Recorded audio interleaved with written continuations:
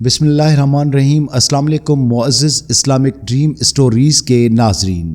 بنی نوع انسانی کی ابتدا حضرت آدم علیہ السلام کی تخلیق سے ہوتی ہے۔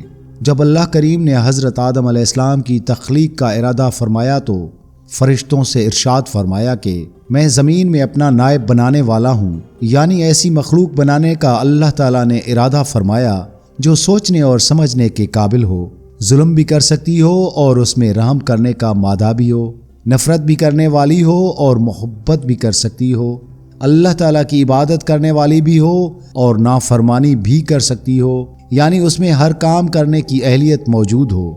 غرض یہ کہ اس مخلوق میں ہر طرح کی خصوصیات موجود ہوں۔ جب اللہ تعالیٰ نے اپنا ارادہ ظاہر فرمایا تو فرشتوں نے حیران ہو کر عرض کیا۔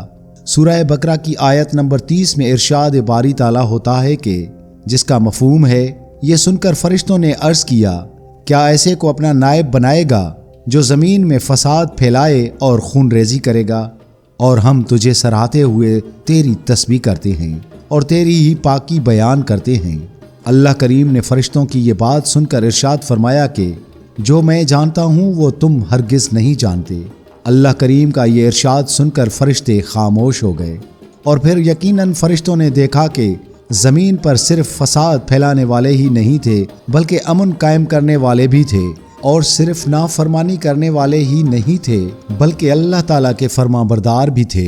اللہ تعالیٰ نے قرآن کریم میں ارشاد فرمایا ہے کہ جس کا مفہوم ہے، بے شک ہم نے تمہارے اصل آدم کو مٹی سے بنایا۔ اب سوال یہ ہوتا ہے کہ حضرت آدم علیہ السلام کے لیے مٹی کہاں سے لی گئی تھی؟ تو بزرگوں کا ارشاد ہے کہ اللہ کریم نے فرشتوں کو حکم فرمایا تھا کہ تمام زمین سے ایک مٹھی بھر مٹی لاؤ، اور اس مٹی میں ہر قسم کے زراعت شامل کیے گئے، سرخ، سفید اور سیاہ، اور یوں مٹی تیار کی گئی۔ اسی طرح کچھ مٹی نرم زمین سے لی گئی اور کچھ سخت زمین سے۔ جتنے رنگ والی مٹی آپ علیہ السلام کے جسم میں لگائی گئی۔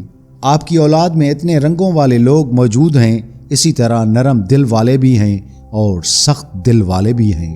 حضرت آدم علیہ السلام کو جب تخلیق کرنے کا ارادہ فرمایا تو زمین کو یہ بتایا کہ تجھ سے اپنی ایک مخلوق پیدا فرمانے والا ہوں جو میرے تابع فرمان ہوں گے، انہیں جنت اور نافرمانوں کو دوزخ میں داخل کروں گا۔ یہ سن کر زمین نے عرض کیا، اے اللہ کریم، مجھ سے پیدا ہونے والی مخلوق کو دوزخ میں جانا پڑے گا؟ مولا کریم نے ارشاد فرمایا، کیوں نہیں؟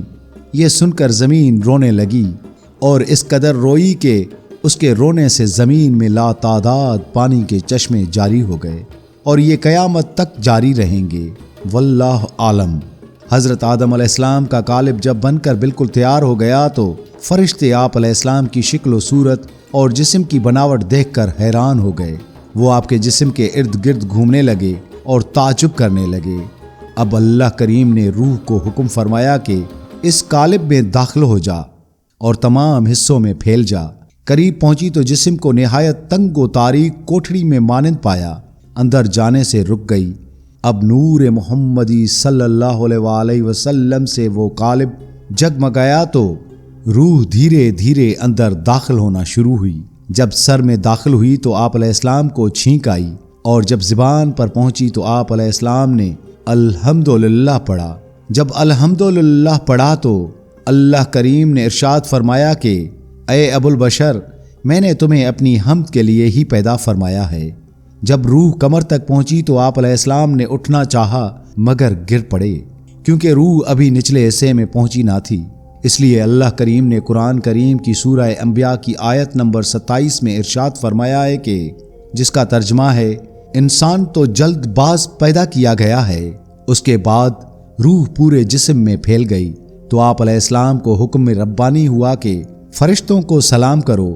آپ علیہ السلام نے بلند آواز سے کہا، السلام علیکم۔ فرشتوں نے جواب میں وعلیکم السلام کہا۔ اللہ کریم نے ارشاد فرمایا، اے آدم، یہی سلام اور جواب تمہاری اولاد کے لیے بھی ہوگا۔ آپ علیہ السلام نے عرض کیا، میرے مولا، میری اولاد کون سی ہے؟ چنانچہ آپ علیہ السلام کو آپ علیہ السلام کی تمام اولاد کو آپ علیہ السلام کے سامنے کر دیا گیا۔ تمام ملائکہ اللہ کریم کی عبادات میں ہمہ تن مصروف رہا کرتے تھے، اور وہ دیکھتے بھی تھے کہ حضرت آدم علیہ السلام کی تخلیق کس طرح ہو رہی تھی۔ جبکہ اللہ کریم نے تخلیق آدم سے بہت پہلے ہی فرشتوں سے ارشاد فرمایا ہوا تھا کہ میں زمین کی مٹی سے ایک مخلوق تخلیق کر رہا ہوں جو کہ زمین میں میرا نائب ہوگا، اور اس میں روح داخل کر دی گئی۔ تو جب حضرت آدم علیہ السلام کو تخلیق فرما لیا، اللہ کریم نے تمام فرشتوں سے فرمایا کہ آدم کو سجدہ کرو۔ قرآن کریم میں سورہ بقرہ کی آیت نمبر 34 میں ارشاد ربانی ہے کہ جس کا ترجمہ ہے، اور جب ہم نے فرشتوں سے فرمایا کہ آدم کو سجدہ کرو تو سب نے سجدہ کیا سوائے ابلیس کے، اور اس نے تکبر کیا اور وہ کافروں سے ہو گیا۔ اسی دن سے ابلیس بارگاہ رب العالمین میں مردود ہو گیا، اور اسی دن سے وہ انسانوں کا دشمن ازلی بن گیا۔ جب اللہ کریم نے ابلیس سے پوچھا کہ تو نے آدم کو سجدہ کیوں نہیں کیا اگرچہ یہ میرا حکم تھا، تو اس نے جواب میں کہا میں اس سے بہتر ہوں۔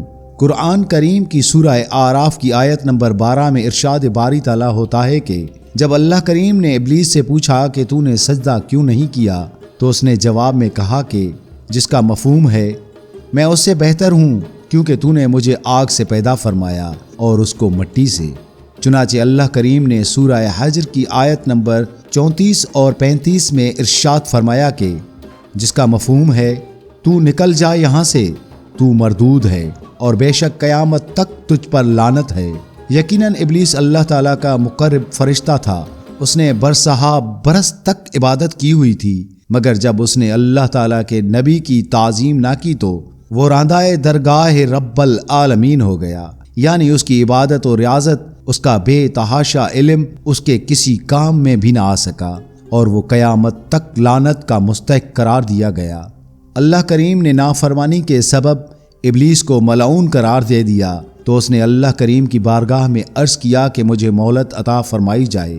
قرآن کریم کی سورہ اعراف کی آیت نمبر 14 سے 17 میں اللہ کریم کا ارشاد ہے کہ جس کا ترجمہ ہے ابلیس بولا مجھے مہلت دے اس دن تک جب لوگ اٹھائے جائیں گے۔ فرمایا تجھے مہلت ہے۔ وہ بولا تو قسم ہے اس کی کہ تو نے مجھے گمراہ کیا، میں ضرور تیرے سیدھے راستے پر ان کی طاق میں بیٹھوں گا، پھر ضرور میں ان کے پاس آؤں گا، اور ان کے آگے، ان کے پیچھے، اور ان کے دائنے اور ان کے بائیں سے، اور تو ان میں سے اکثر کو شکر گزار نہیں پائے گا۔ یہیں سے نیک لوگوں اور بد لوگوں کا امتحان شروع ہوتا ہے۔ اسی لیے جو بھی بندہ برا کام کرتا ہے کہتے ہیں کہ یہ تو شیطان کا پیروکار ہے، جو نیک بندے ہیں وہ اللہ کے بندے ہیں۔ اس لیے ہمیں چاہیے کہ اچھے کام کریں اور اپنے آپ کو اللہ تعالیٰ کے نیک بندوں میں شامل کریں، نہ کہ ابلیس کے۔ جب ہم نیک کام کریں گے تو ابلیس خود ہی ناکام ہو جائے گا۔ اسی طرح ہمیں نافرمانی سے بھی بچنا چاہیے، کیونکہ شیطان مقرب فرشتہ تھا، مگر نافرمانی کی وجہ سے وہ قرب الہی سے ہمیشہ ہمیشہ کے لیے محروم ہو گیا۔ اسی طرح جو بھی اپنے بڑوں کا نافرمان ہوتا ہے وہ اپنے بڑوں کی دعاؤں اور مفید مشوروں سے بھی محروم ہو جاتا ہے۔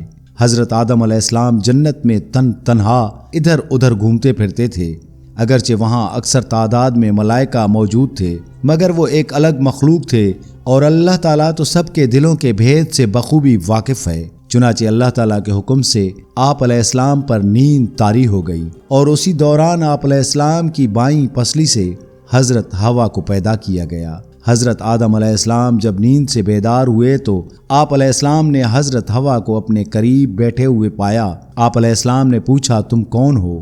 انہوں نے بتلایا کہ میں عورت ہوں۔ آپ نے پوچھا کہ تمہیں کیوں پیدا کیا گیا ہے؟ انہوں نے کہا کہ مجھ سے آپ کو سکون حاصل ہو۔ چنانچہ دونوں راضی خوشی جنت میں رہنے لگے۔